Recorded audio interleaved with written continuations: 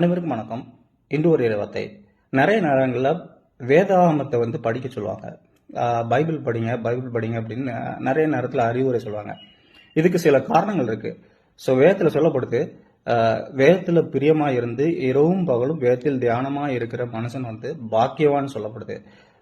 ஏன் சொல்றாங்கன்னா, அவன் எப்போதும் அவன் வாழ்க்கை பார்த்தீங்கன்னு வச்சுக்கோங்களேன், பசுமையாவே இருக்கும். நல்ல இடத்துல இருப்பான். அவனோட நடவடிக்கைகள்லாம் கொஞ்சம் நல்லாவே இருக்கும்.